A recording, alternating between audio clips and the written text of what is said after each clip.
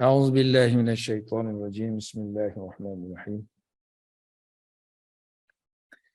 الحمد لله رب العالمين والصلاة والسلام على سيدنا محمد وعلى آله وصحبه أجمعين. سبحانك لا علم لنا إلا ما علمتنا إنك أنت العليم الحكيم. رب اشرح لي صدري ويسر لي أمري واحلل عقدة من لساني يفقه قولي. أما بعد. Surah At-Takasur, Takasuri. Surah yang mengambil sempena ayat yang pertama tu ada perkataan takasur. So takasur artinya berlumba-lumba ataupun berbangga-bangga dalam membanyakkan sesuatu. Daripada kasura tu, kalau kasura tu banyak kan. Takasur maknanya berlumba-lumba untuk menunjukkan memiliki banyak benda seperti harta, anak, pangkat, pengikut. Jadi surah bangga-bangga pun boleh terjemahkan. Kalau yang translation sini dia bagi makna takasub, perbuatan berlumba-lumba untuk mendapat dengan sebanyak-banyaknya harta benda ataupun anak pinak, pengaruh, pangkat. Ini antara dia lah.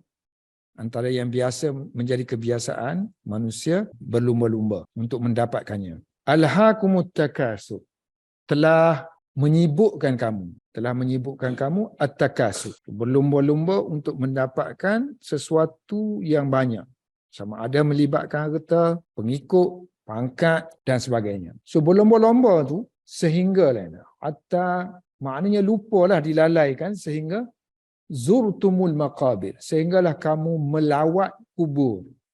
So, melawat kubur artinya masuk dalam kubur, sehinggalah kamu matilah. So dia guna bahasa kiasan, sehingga kamu melawat kubur.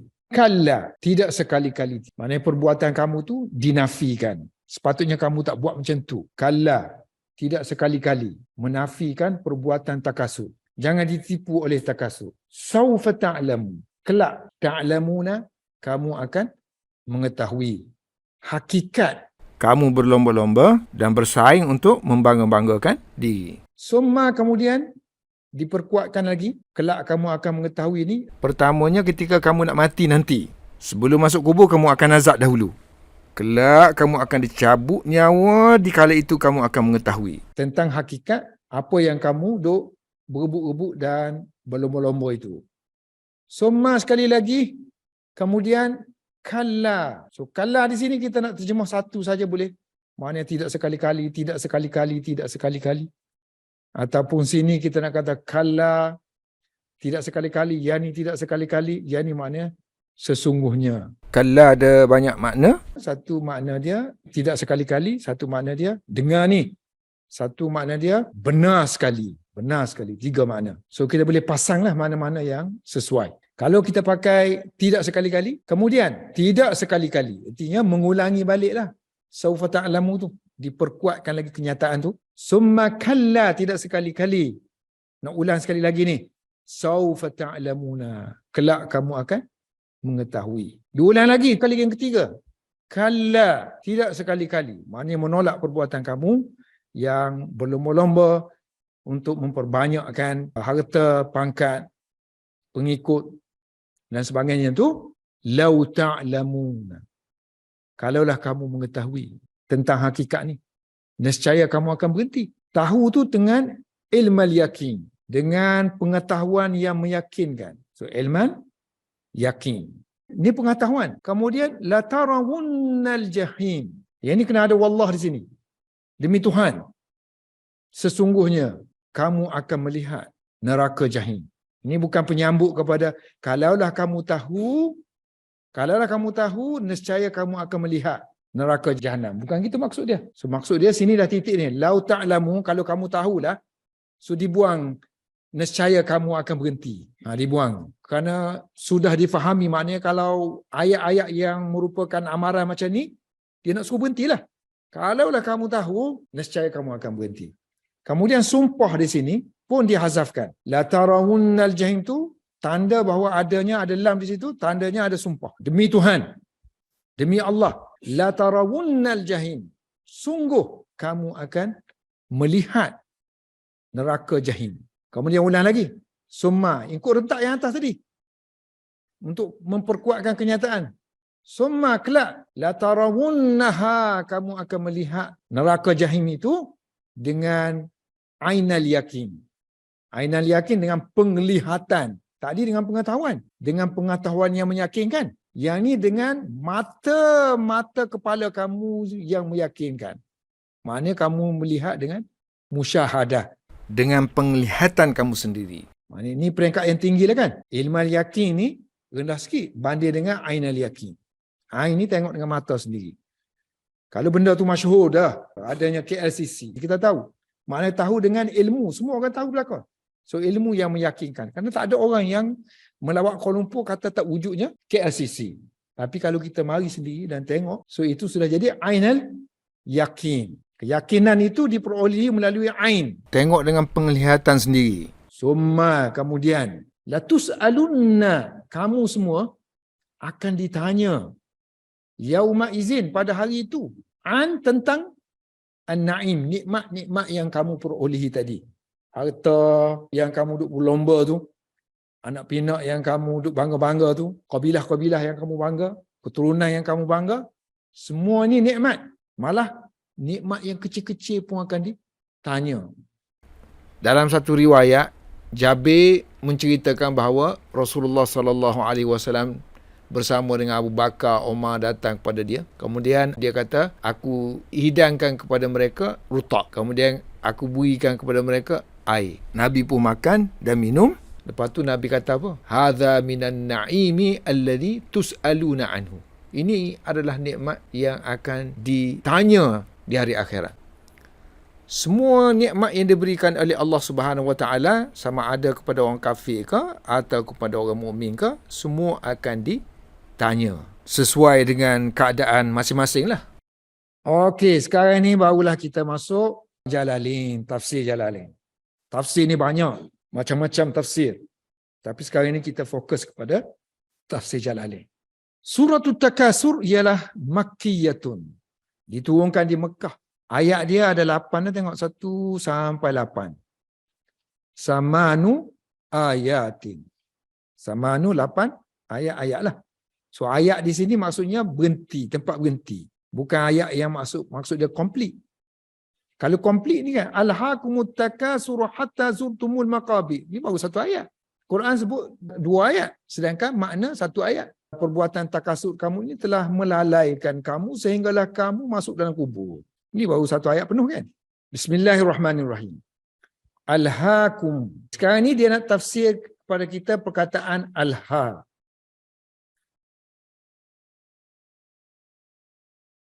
Alha. Ini kalau orang ngaji ilmu saraf, bab af'ala. Kalau pergi cari dictionary, lahawa. So bila ada waw belakang tu, dia tak boleh, ada baris. So dia kena tukar kepada alif. Jadi laha saja. So laha artinya ghafala. Lalai. Baik, kalau kita buat af'ala, artinya sepatutnya kena buat al-ha gitu kan. Sepatutnya kena gitu kan, al-ha. Tapi sini kita guna ya muhmalah, ya yang tidak ada. Yang tidak ada titik. Sebab dia kata kalau kalimah tu jadi 4, dia terletak di akhir sekali. Huruf illah, huruf sakit ni. Waw ni kan. Waw ni huruf sakit ni, waw ni. Ataupun alif tu, huruf sakit di situ. Kalau dia terletak di tempat yang keempat. 1, 2, 3, 4. So dia akan ditukar kepada alif maksurah. Ya tak ada titik. Kemudian, kalau sekiranya dia dimasuki oleh al-ha kan gitu. Al-ha, kalau dia dimasuki oleh maf'ulun bih, kum di sini. Maka ya tu tadi akan kembali balik kepada alif asal dia. Jadilah spelling dia al-ha. Kum. Asalnya al-ha-kum. Telah membizikan, telah menyibukkan kamu. Apa benda yang menyibukkan kamu? At-takasur. So takasur ni jadi fa'il, pelaku kepada al-ha. So kum tu maf'ulun bih. Seolah-olah macam perbuatan ni lah telah menyibukkan kamu. Dia nak katanya kamu duduk busy. Arab boleh bercakap macam ni. Maknanya benda tu menyibukkan kamu. Tapi terjemahannya untuk Melayu kita, kamu disibukkan dengan kan, dengan cari harta, dengan bangga-bangga diri. Arab dah, dia nak kata benda itulah yang menyibukkan kamu. Kan? Kalau belajar itulah yang menyibukkan kamu. So kalau cari harta, berniaga itulah yang menyibukkan, yang melalaikan kamu. Jadi nampak benda tu yang, apa benda yang menyibukkan kamu. Okey, kan baris mati ni. Kom tu baris mati kan. So kom baris mati, apabila bertemu dengan alif lam, dia akan hidup kom ni. Mati kan.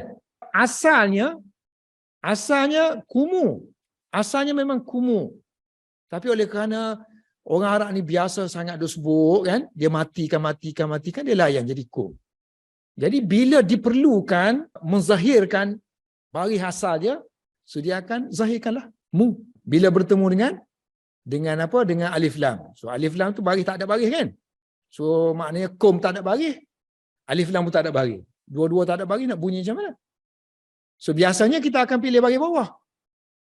Kalau tak ada baris, kita akan pinjam baris bawah. Tapi oleh kerana mim tu memang asal dia dulu lagi masa dia beranak tu dah ada baris dhammah. Tak mengaji Jalalain lah pula kalau saya syarah macam ni. Hom pun sama juga. Mim tu ada baris asalnya. Mu. Sebab tu dihidupkan balik. Umum. Okey, sekarang ni dia nak tafsir kepada kita perkataan alha ni. Alha ni makna syaghalah. Syaghalah itu yang menyibukkan. Menyibukkan. Maknanya telah menyibukkan kamu. Menyibukkan tu daripada kan? Daripada mentaati Allah. An ta'atil lahi. So alha ni payah. Ramai orang tak tahu. Buat syaghalah, semua orang tahu. Melainkan orang baru belajar bahasa Arab. Macam kita baru belajar bahasa Arab. Alha pun tak tahu, syaghalah pun tak tahu. So ustaz beritahu dua-dua dah. Alha tak tahu, dia dah terjemah dengan syaghalah. Telah membizikan kamu daripada mentaati Allah, takasub. Kebanyakan kitab-kitab tafsir, kalau makna alha ni dia kata syaghalah. Dan kalau dia beri perkataan yang lain tu yang hampir-hampir semakna dengan syaghalah. Misalnya ada yang mentafsirkan dengan makna ansa, telah melupakan kamu. Ada yang mentafsirkan dengan perkataan a'rada, telah memalingkan kamu. Ada yang mentafsirkan dengan makna salla, sama juga, salla memalingkan juga. Ada yang kalimah bahasa Arab yang ada makna memalingkan tu boleh je masukkan. So a'rada ke, salla ke, allala ke. Banyaklah, lebih kurang ada 11 perkataan yang hampir sama. Contohnya adraba, memalingkan juga. Adraba'an, memaling. So boleh kata-kata alhaakumu, artinya adrabakum an ta'atillah, ataupun ansaakum an ta'atillah, ataupun a'radakum an ta'atillah. Ada juga yang mentafsirkan dengan makna taraka, meninggalkan. Telah meninggalkan kamu zikra, menyebut Allah. Maknanya takasud ni telah meninggalkan kamu menyebut nama Allah. Zikrallahi. Ada juga menggunakan perkataan aqa. Sama juga. Memalingkan. Aqa. Ataupun aqha. Tengok kaya bahasa Arab ni. Makna alha ni boleh jadi ansa, a'rada, salla, allala, adraba, taraka, aqa, aqha. Ataupun akhara. Telah melewatkan kamu, telah membelakangkan. Perbuatan ni, mengumpulkan harta ni telah membelakangkan kamu daripada mengingati Allah ataupun daripada mentaati Allah Subhanahu Wa Taala.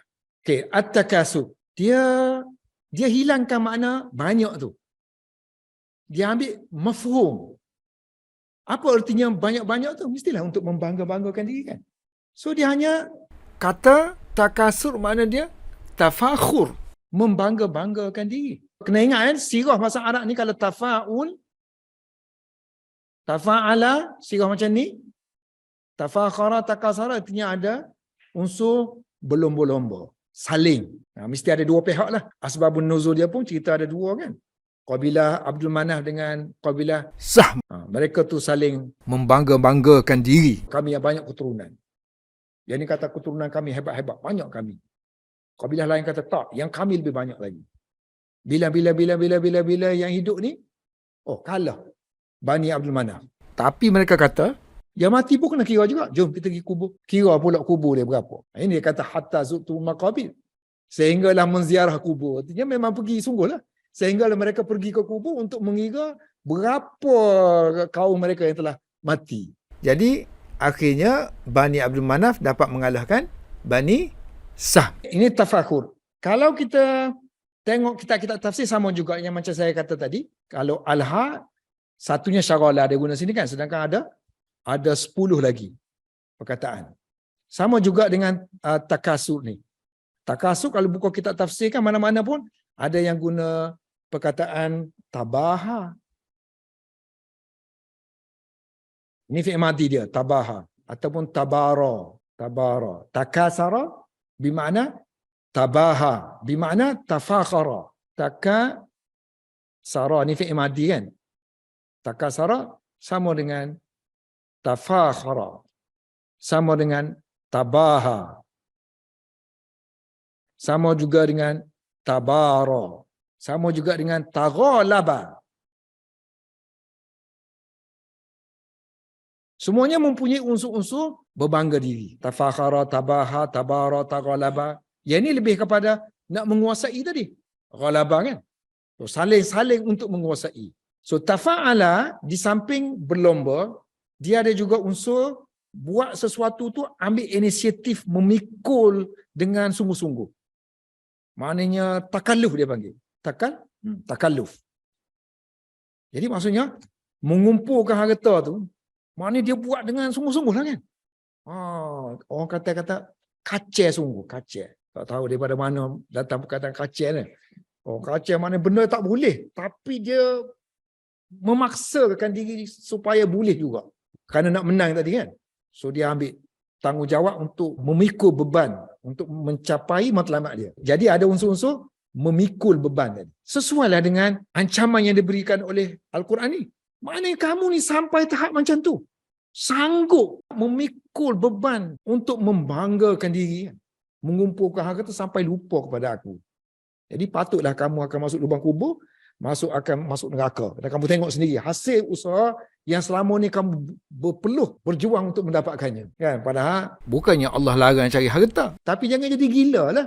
So harta tu tujuan untuk apa? So kalau kamu infak ke jalan Allah, selesai masalah kan? Okey. Ada ulama yang meninggalkan pentafsiran berbangga-bangga ni dari segi apa? Dari segi cari harta ke? Anak-anak ke? Ataupun orang-orang. Kabilah-kabilah dia. Pengikut-pengikut dia. So tafakur dari sudut berbangga-bangga dengan amwali, harta. Dengan auladi, anak-anak. Orang Arab ni, orang Arab memang berbangga-bangga dengan anak. Warijal, dia ada pengikut yang ramai. Ya, telah menyibukkan kamu daripada mentaati Allah atau melalaikan kamu daripada mentaati Allah.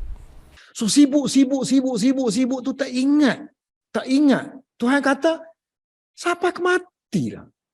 Penghujungnya hatta sehingga zurtumul maqabir. Sehingga kamu menziarahi kubur. Terjemahan lafzi. Tapi kena tengoklah dari segi uslub penggunaan Arab ni. Zara ni kalau melibatkan kubur, adakah menziarahi satu-satunya makna dia ataupun makna dia ada makna lain lagi. So belak-belak tengok penggunaan Arab, rupa-rupanya zara ni bermaksud masuk dalam kubur. Bukan pergi ziarah kubur. Bukan makna pergi ke kubur saja, tapi masuk dalam kubur. Sehingga kamu mati dengan arti kata yang lain. Jadi sebab tu ada dua tafsiran di sini. Satu, sehingga kamu mati. Bi'an iaitu dengan muttum, kamu mati. Zurtum artinya kamu mati, kemudian kamu ditanam. Fadufintum. Dufina artinya ditanam. Lalu kamu ditanam di dalam kubur. Fiha, dalam kubur. Okey, cuba tengok. Dia tak kata kamu melawat ataupun kamu masuk ke dalam kubur. Kubur. Tak guna perkataan kubur. Ini kubur. Tapi diguna perkataan maqabir. Maqabir ni perkuburan. Satu tempat yang banyak kan. Kalau satu tu kita panggil qabrun, jamak dia kuburun. Tapi dia kata kawasan. Maknanya meliputi semua. Kawasan ni banyaklah artinya. Jadi sesuai dengan perkataan takasub tadi, banyak mengumpulkan harta, banyak kubur. Kubur tu, kalau kubur tu banyak dah kan. Yang ni lebih banyak lah. Kawasan kubur. Kubur ni bukan tempat tinggal. Sebab tu dia guna ziarah. Duduk sekejap aja kubur tu sebab nanti akan melangkah ke hari akhirat pula. Sebab tu Al-Quran tak menggunakan perkataan hatta sirtum ke, hatta raja'tum ke, sehingga kamu kembali ke kubur, sebab kubur bukan tempat kembali, tetapi tempat persinggahan sahaja. Ni tafsir yang pertama, mati kan. Tafsir yang kedua, menziarahi kubur, intinya pergi ke kubur kan. Iaitu adattum, kamu mengira al-mauta, mereka yang mati. Maknanya Bani Abdul Manaf tadi. Dengan Bani apa dia tu lebok? Kita ada Bani Abdul Manaf lawan Bani Sahmin. So bila mereka berdua bergaduh, jadi Bani Abdul Manaf pun kalah. So bila kalah, kata jom kita pergi kubur. Pergi kubur lagi nak kira. Kabilah mereka ni banyak lagi. So kira-kira memang betul lah. Banyak mereka lagi. Kemudian kalah pula Banu Saham. Jadi maknanya pergilah kan. Pergi ke kubur lah kan. So maknanya zara di sini, zurtum ni ialah pergi ke kubur. Bila pergi tu untuk bilang lah. Untuk bilang berapa orang yang mati. Al-mauta. Takathuran. Kerana nak membangga-banggakan diri. Kerana nak menyatakan kami yang banyak. Jadi maknanya takasara yatakasaru takasuran, mereka berlumba-lumba untuk menyatakan nahnu aksaru minkum. Nahnu aksaru minkum, sekian-sekian lah. Adadan, rijalan, amwalan dan sebagainya. Ada yang ulama-ulama yang memerhatikan ayat ni kan, dia tengok ayat ni. Kan di sini dia kata, kalla, tidak sekali-kali kan. So, ancaman ni. Ancaman kepada orang yang buat perkara ni. Jadi dia bilang, dia kata, ayat ni ada 1, 2, 3, 4 kalimah. 2 kalimah menunjukkan amalan mereka, 2 kalimah menunjukkan kesudahan amalan mereka. Maknanya nak gambarkan suatu yang cepat dan ringkas tentang azab ni akan mari dengan cepat Dalam waktu yang pantas. yang tanpa kamu sedari. Hanya dipisahkan oleh hatta sahaja. 4 perkataan. 1, 2, 3, 4. So hatta tu pemisah dia. Yang menghubungkan dengan makna cepat, segera, pantas. So kamu duk sibuk-sibuk ni, Hinggalah tiba-tiba. masuk dalam kubur. So tak banyak perkataan yang diguna, tak banyak lenggang-lengguk lah. Maknanya lenggang-lengguk. Kadang tu ayat Quran ada lengguk panjang kan. Ini dah cepat. Kerana kamu ni lara sangat, tak boleh nak cerita panjang-panjang tak. Terus straight to the point. Perbuatan kamu yang takasur itu telah melalaikan kamu. Sehinggalah kamu tak sedar, kamu masuk lubang kubur. Dan perbuatan kamu tadi, kalla. Kalla dia kata untuk rad'un. Penolakan. Tidak sekali-kali. Perbuatan kamu tu tak betul. Kamu kena berhenti. Dengar ni. Saufa ta'lamun. Ni kita panggil huruf apa ni? Ni huruf apa panggil saufa ni? Harfu tanfis. Ni makna kelak kan? Sekelak kamu akan mengetahui. Ta'lamuna. Kamu semua. Inilah kamu ni. Kom ni. Kamu ni tak kira lah. Ayat ni kalau ditujukan kepada 2 kabilah tadi, itu asbabun nuzul khusus kan? Tapi madlul ayat nak cerita juga makna umum. Sebab cari harta ni, lupa kepada Allah ni, semua orang kan. Cuma level-level aja berbeza kan. Jadi seolah-olah ayat ni dia kata, wahai kamu, ayyuha as-sadirun, wahai orang-orang yang tercengang dengan kehidupan dunia. Ayyuha al-makhmuruna, wahai orang yang mabuk. Ayyuha allahuna, wahai orang yang lalai. Ayyuhal almutakathiruna, wahai orang-orang yang berlomba-lomba membangga-banggakan diri. Wahai orang yang al-makhdu'una bima antum fihi, orang yang ditipu dengan apa yang kamu sedang buat. Wahai ayyuha at-tarikuna, wahai orang yang akan meninggalkan. Ma tatakatharuna wa tatafakharuna, apa yang kamu berlomba-lomba untuk membanyak-banyakkannya dan membangga-banggakannya. Sedahlah kamu, istaykizu, tengoklah, lihatlah, wanzuru, faqad alhaakumut takasur, sesungguhnya perbuatan takasur kamu itu telah melalaikan kamu, telah menyibukkan kamu. Saufa ta'lamuna, kelak kamu akan mengetahui. Summa kalla saufa ta'lamu, kemudian diulang lagi dengan perkataan summa kalla saufa ta'lamu, kemudian tidak sekali-kali kamu akan mengetahuinya nanti kelak. Okey, mengetahui ni kan, mengetahui apa benda? So Quran dia sebut tak? Mengetahui apa? Kelak kamu akan mengetahui. Tak sebut kan? Mestilah mengetahui sesuatu kan? So mengetahui di sini ialah buruknya akibat. Su'al akibati, buruknya akibat tafakhurikum, berbangga-bangganya kamu itu. Ketika mana? Indan naz'i, ketika dicabut nyawa. Nazak mana cabut? Ketika nak dicabut nyawa. Ini tafsir kepada mana ni? Yang pertama ni, saufa ta'lamu, kamu akan ketahui level yang pertama ketika ditarik nyawa kamu, nazak.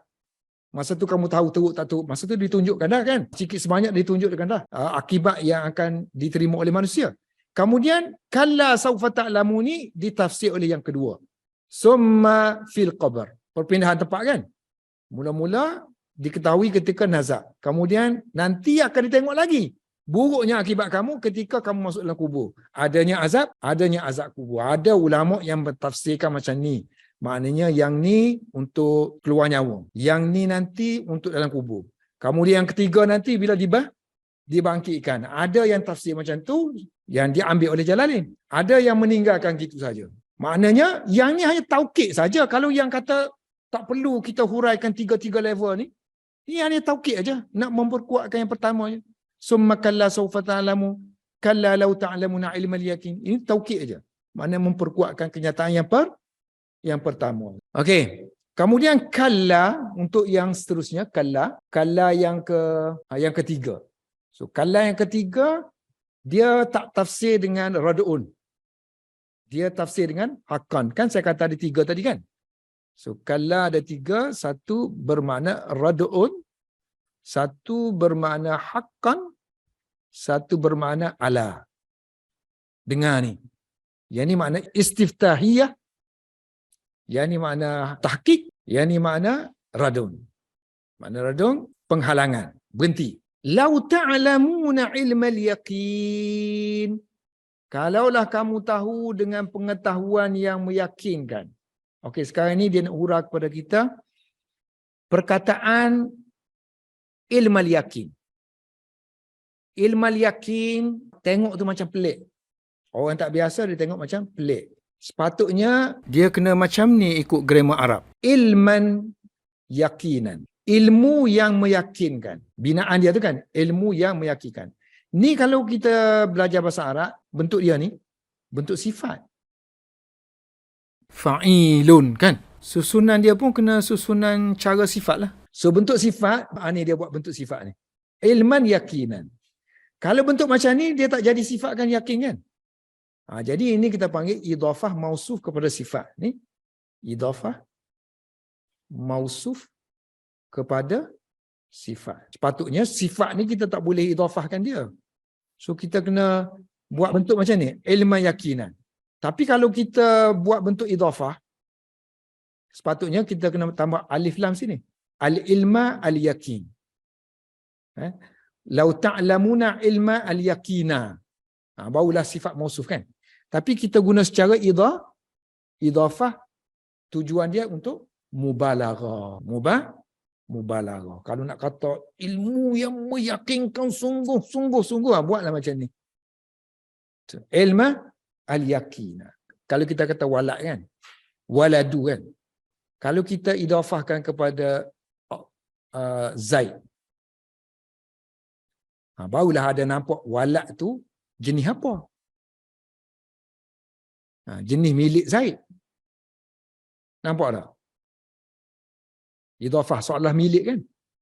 Ini seolah-olah ilmu ni ada milik dengan yakin kan. So benda yang tak boleh dipisahkan.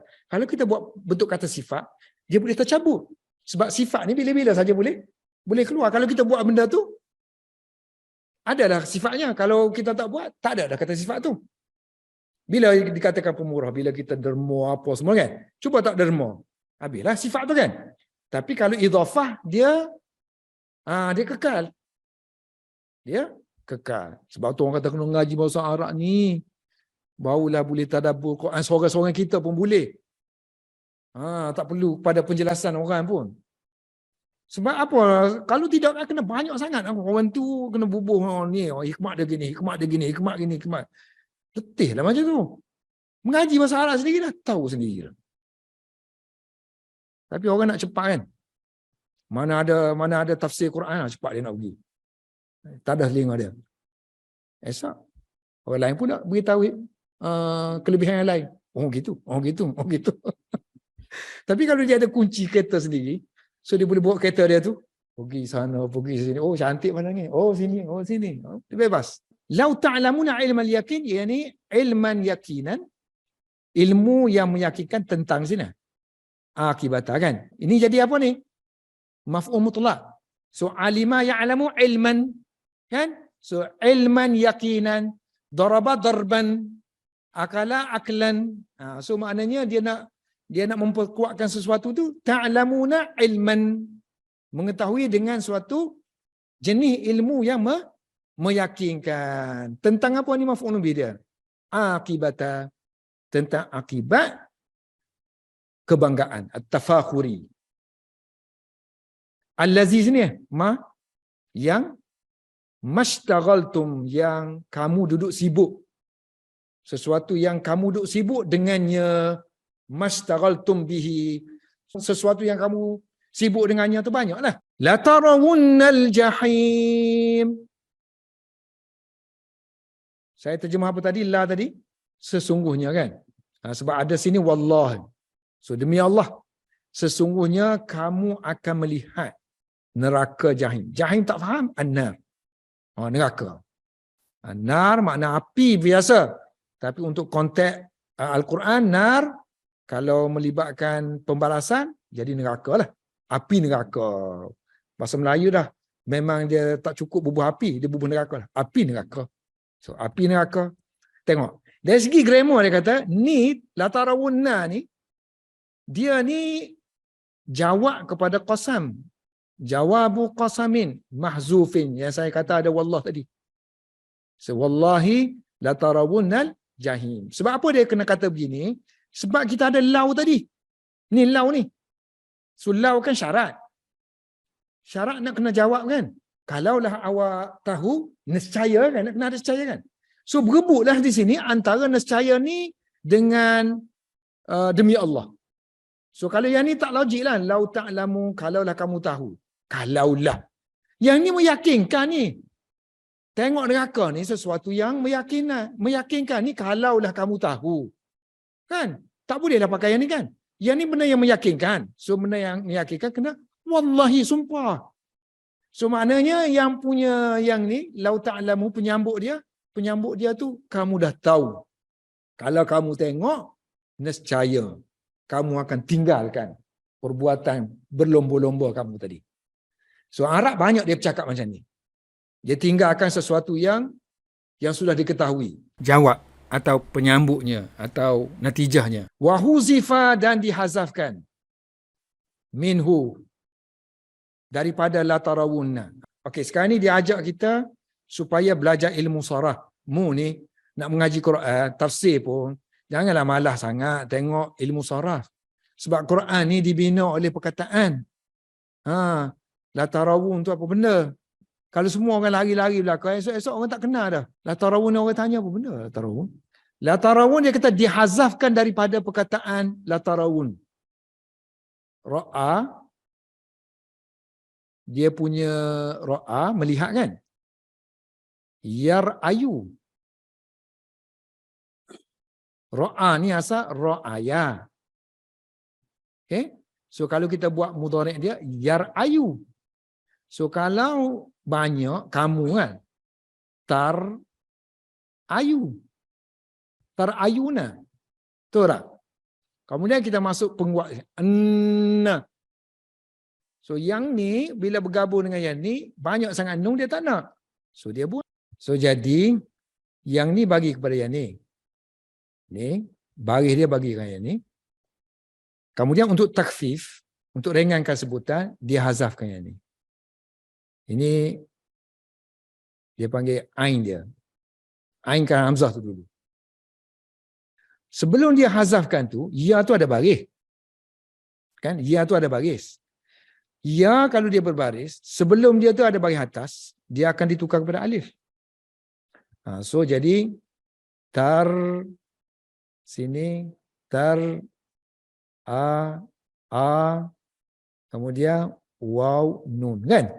So yang ni baris dia beri kepada yang ni lah, tara. So dia kata untuk takfif, hamzah tu kita buang. So yang ni iltiqa' sakinain. Alif tu Dibuang juga. so kita pun buang. Buang dua-dua. So maknanya ain pun buang, ain kalimah buang dan lam kalimah pun buang. So tinggal waw aja lah kan. Tara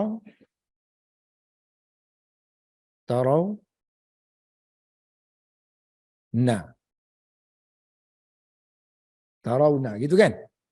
So tarawna. Kemudian campur dengan nun. Nun taukid lah kan. Bila campur dengan nun ni hilang. Okey. Waw, sepatutnya kita kena bagi atas. Waw tu waw jamak kan. So kita tak boleh hazafkan dia. Jadi waw jamak tu tak ada baris. Bertemu dengan nun taukid tu yang permulaan tu pun tak ada baris. Jadi kita panggil iltiqa' sakinain ini menyebabkan kita pilih baris dhammah kerana sesuai dengan waw tu waw jamak. Untuk menunjukkan jamak, kena bagi hadapan.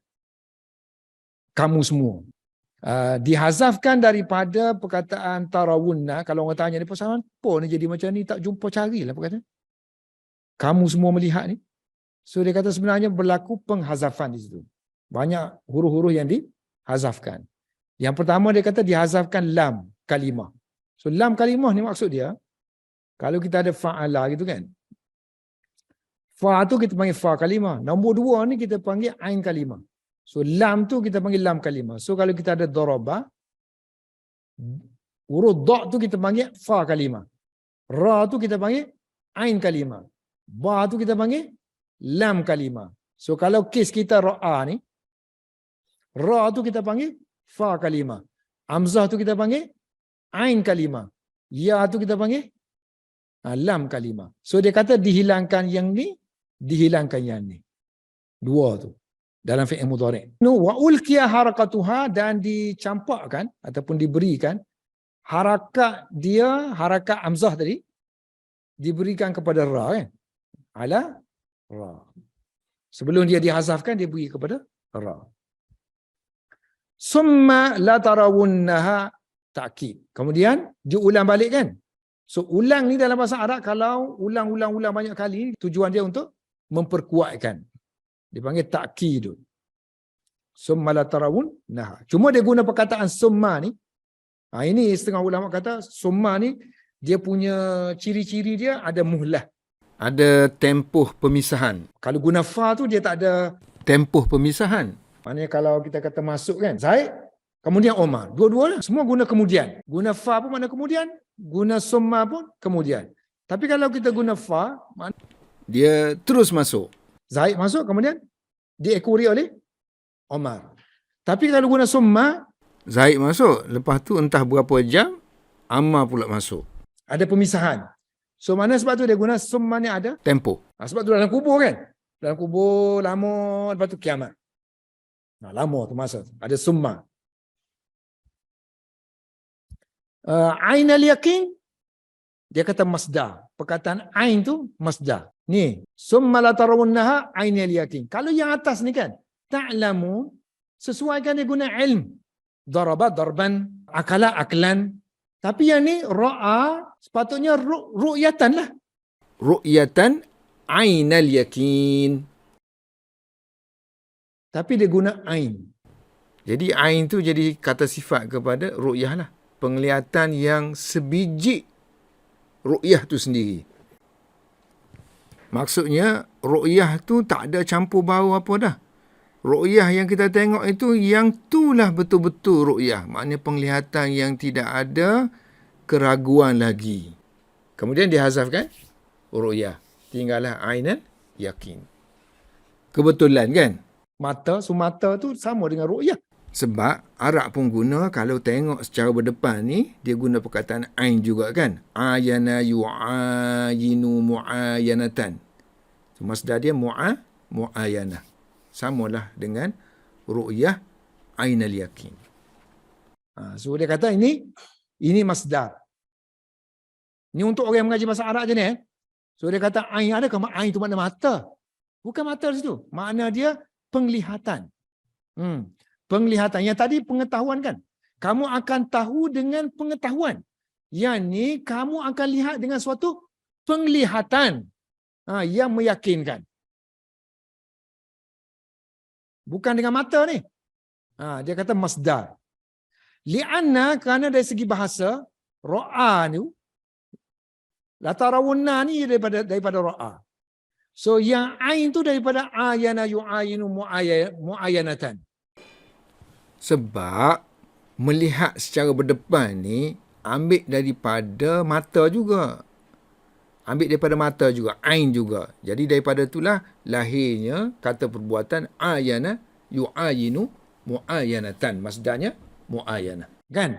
Bima'nan wahidin, dengan satu makna. So makna dia sama. Ra'a dengan ayana ni sama makna. Ataupun kalau kita tukar masdar, ru'yah ni sama dengan mu'ayanah. Summa latus'alun. Kemudian kamu akan ditanya. Kamu akan ditanya. Yang ni pun ilmu saraf lah. Huzifa minhu, dihazafkan. Ini kan? Asalnya tus'alu. Tus'alu. Kalau kita tambah waw nun, tus'aluna. Kamu akan ditanya. So dia kata dihazafkan nun rafa'. Ni, nun yang ni dihazafkan. Nun yang ni dihazaf. Ni kita panggil nun rafa' ni. Nun tu dihazafkan. Huzifan nunur raf'i. Nun rafa' ni dihazafkan. Sebab apa dihazafkan? Sebab dia bertemu dengan nun taukid ni. Litawali, kerana berturut-turutnya adanya nunati. So nun tu ada 3. Ni nun sabdu ni 2. Nun sabdu tu satu hidup satu mati. Satu hidup satu mati. So kita ada 1, 2, 3 nun. Sebab tu dia kata ada berturut-turutnya kerana berturut-turutnya nun. Kemudian waw tu, ni kan waw kan ni. Tus'aluna, ada waw tu kan. Waw dhamir. Ni waw ni kita panggil waw dhamir. Waw tu waw dhamir. Dhamir pelaku, dia tu fa'il. Waw dhamir dihazafkan juga. Ni dibuangkan juga. Kerana apa? Liltiqa'is sakinain. Liltiqa'is sakinain. Kerana bertemunya dua baris mati. Dia pun mati kan? Nun ni pun mati kan? Dua baris mati bertemu, buang dia. Jadilah summa latus'alunna. Kelak kamu akan disoal. Yauma izin, pada hari itu. Asalnya gini. Yauma is, gitu. Biasanya hari ketika kan? Mesti ada ayat sini kan? Mesti ada ayat. Hari ketika. Is. Jadi, oleh kerana yang ni hari tersebut sudah diketahui, mana hari tersebut ni hari kiamat lah. So, untuk ganti kepada yang dihilangkan ni, dia tambah nun tanwin. Kan? Nun tanwin. untuk menunjukkan yang ni. Ganti kepada yang ni. So mati-mati tak boleh kan? Kalau nak hidupkan sesuatu yang mati kena bagi bawah kan? Jadi baca dia izin. So dibaca macam ni, ditulis macam ni. Izin. So yauma izin kalau gabung. Yauma izin. Sebab tu kita kata pada hari itu. So itu dimasukkan yang ni. Pada hari ketika itu. Kalau terjemahan penuhnya. Itu yang mana? Hari yang akan dibangkitkan nantilah. Okey. Yang itu tadi tu tarawunaha. So hari di mana kamu akan melihatnya. So buang yang ni, ganti dengan izin. Kamu akan ditanya tentang nikmat. Apa maksud nikmat? Maltuzza. Maltuzza. Apa yang dinikmati. Apa yang dinikmati dengannya. Ketika di dunia. Fi dunia. Kemudian bubuhlah. Apa nikmat tu? So min tu min bayaniyah. Min mentafsirkan ma. Kelazatan tu kan. Berupa kesihatan, as-sihhati, wal faraghi. Farag artinya kosong. Masa maknanya tak sibuk. Masa tak sibuk. Masa sehat, masa bercuti. Kosong masa. Masa rehat. Wal amni, aman. Kemudian wal mat'ami, makanan. Masyrabi, minuman. Min tu min apa tu? Ni min apa tu? Masdar ni. Masdar ni. Semua kan masdar ni. Kesihatan, kerehatan, keamanan, makanan, minuman dan sebagainya. Wa ghairi zalika. Wallahu alam bisawab.